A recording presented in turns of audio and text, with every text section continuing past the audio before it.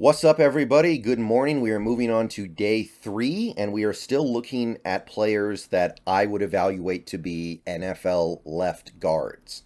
We took a look at the 2 yesterday that are clearly the best in the class. Today, we're going to start taking a look at the guys who might go in day 3 if they don't go in UDFA. Now, again, keep in mind, I want to be very clear about something. Sometimes offensive linemen end up in a strange place. You have tackles that move into guard. You have guards that move to center. You have centers that move to guard. You have right guards that move to left guard and vice versa. They move all around. Again, like I said yesterday, there may be a hidden couple of left guards in this class that are good. But I'm just looking at it from my perspective. I'm doing the best I can to figure out who's going to end up where. Again, most of the guys I'm looking at in these videos were guys who mostly played tackle at the college level. So some of them may end up sticking there, or at least trying to stick there, because tackles get paid more. But to me, these are the guys who make sense as left guards in the NFL. And I think it behooves them to make sure they play there when the games start. So with that in mind, let's start going through day 3. And I'm just going to say it. This is not a great class for left guards. The 2 yesterday were really good. I really like them. But immediately after those 2, we get to guys who are just kind of developmental. Maybe they can be something by year 2 or year 3. Quality depth, versatile depth at best. Maybe one day can become a half decent. Like it drops out quickly, and that's usually how it goes. Left guards are hard to come by. Left guards are becoming more and more valuable, so it's not surprising. But I did the best I could to find guys who are at least interesting. And hey, we have Damian Lewis for the year. Hopefully, if we decide to go this route, Damian Lewis gives us a good year so we can develop somebody behind him, and then we have options going into 2024 with either keeping Damian Lewis, drafting somebody else, or letting the guy we developed the previous season step up into that role. So the first guy is Nick Broeker of Ole Miss, the Rebels, 22 years old. Decent size, 6'4", 305 pounds, kind of standard interior left guard size these days, I think. 32.5-inch arms, 9 3/4-inch hands. Combine results were not great. He was kind of slow, 5'2", 740, 1.84 10-yard split. Not bad in space, though. I'll go ahead and just get that out of the way right now. Despite the bad combine results, I don't think he's bad in space. He just isn't going to outrun a lot of people.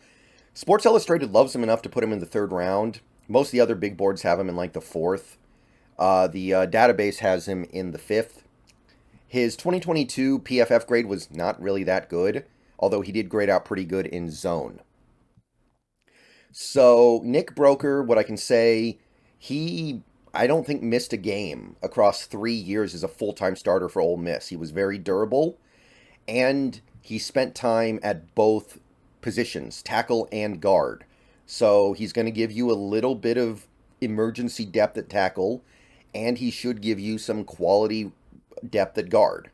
I'm not saying it's something you necessarily have to be excited about, but it's better to have a guard who can play a little bit of tackle than a guard who can't play any tackle. He's good playing in space. He's good blocking on the move. He's good at hitting those targets that are in motion. He's strong blocking at the 2nd level. He can get up to those linebackers, lay blocks, clear space for his running back. And he mirrors pretty well in pass protection, as a tackle, mind you. So you move him to guard, he'll probably be even more adept for it. But as is the case with most of these guards who are good in space, good on the move, good with their agility, he is lacking in the strength department. I think he will get bullied, he will get out-muscled, he will get pushed around sometimes.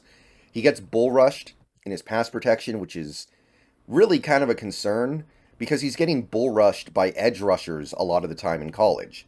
You move him inside permanently at the NFL level, he's going to get bull rushed by 3 techs. That may even be a bigger problem. He struggles to sustain blocks. Like, sometimes he'll land the block, but then he'll just immediately get shed. And then it's like, well, okay, you blocked the guy for half a second, and then he made the play anyway because you couldn't sustain the block. That's a bit of a problem with him. And, yeah, his testing results left a decent amount to be desired, I think would be a reasonable way to put it. Makes you wonder how well his move skills will translate to the NFL. I think they'll translate okay, but he definitely benefited from the level of competition he's playing. these testing numbers will not necessarily translate super well to the NFL level. Nevertheless, I do think he'll be an appealing fit for a zone-based blocking scheme. And if he puts on some muscle mass, if he spends some time in the weight room, maybe adds 10 pounds of muscle, improves his anchor, improves his core strength, he could develop into a starter by year 2. I do think there's a bit of a lower ceiling here. I don't see any superstar potential here or even real star potential, but I do believe he's capable of being a starting caliber guard in this league. Not a great one, maybe not even a really good one, but a decent one. So, Nick Broeker, this is the kind of guy you get if you say, okay, Damian Lewis is our left guard for 2023. We're going to develop Nick Broeker behind Damian Lewis, and probably he'll take over in 2024 and hope we have him coached up by then. Because really, a lot of his issues just stem from the fact that he's a little bit physically weak. So I would take him in the 5th round and try to develop him.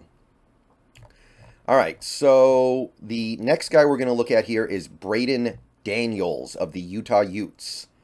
A similar prospect to the one we just looked at, admittedly, but comes with his own list of positives and negatives. I think I like him maybe a little bit better just because I think he's a better athlete, objectively. 23 years old, 6'4", 294 pounds, 33-inch arms, 9 3/8-inch hands. His testing results were a little bit better. Ran a sub 540, which would be really good for a guard. 171 10-yard split, which that's going to get it done all day as an interior lineman. 30.5-inch vert, 9 foot 1 inch broad. Those are not great, but I think it's fine. 7.5 3 cone, 4.6 20-yard shuttle. He tested a little bit better, I think. And the big boards, Sports Illustrated loves him. They love these interior offensive linemen for some reason. They have him as an early 3rd round pick. A couple other big boards have him in like the 5th or 6th. ESPN has him undrafted. The aggregate says he's like an early 5th round pick, and I could buy that. I can buy him as like an early 5th round pick. He was graded out decently in 2022, better in pass protection than run blocking, significantly, and also kind of a mess in gap, according to PFF, much better in zone, which is cool by me. He did allow more than one hurry a game, which we don't love, but he graded out fairly well overall. What I can say about him positively, he played tackle, left and right, and he played left guard in college, so he's going to give you at least a little scrap of versatility. He's excellent when he gets to the 2nd level, peeling off in space, finding linebackers in space, and laying a block on them in space. He's really good at that stuff. He's very smart in how he plays the game. He understands timing. He understands where he needs to be. He understands the little, like, nuances of how to play the position, like the angles that you have to hit, the way you have to move your feet, the way you have to... all these little things that take a while to get coached up in some prospects, he's got a pretty good handle of. He maintains balance and control at pretty much all times. You're not going to catch him leaning. You're not going to catch him using bad technique and getting blown up because of it. He's a cerebral offensive lineman. Now, like we're going to say about a lot of these guys, he does get bullied a little bit by these stronger linemen. Defensive linemen that are a little bit more muscular are going to be able to push him around a little bit. He does need to improve his work with his hands. That's one area I think his technique is lacking. His hands need to get a little bit better. He's not going to create a lot of movement in the run game. He's not going to open up holes. He's probably a little bit better at like combo blocking and move blocking than he is just pushing a hole open. And he can engage with a defender sometimes and then just get shed. Like again, you engage the block and then you just don't finish the block long enough to actually let the play get sprung. So I like this guy a little bit more. I think he'll slot in very nicely as a left guard in a zone-based attack.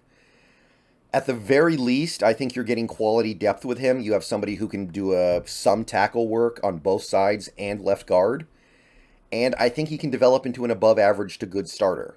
It might take a year, maybe 2 years, but I do believe there is some upside here for him to become a good starter. So I would take him at any point in day 3 and feel good about it. I would reach for him in the 4th round. I know the database has him in the 5th. I would take him in the 4th. I have no problem with it. I like him quite a bit. That's how I feel. And those are the 2 offensive guards we are going to take a look at in this video. One more video coming later today with another couple of prospects. And yeah, that's going to be it for the left guard crop because we were a little bit short on them this time around. But see you guys later today in that video. Peace out. Go Hawks.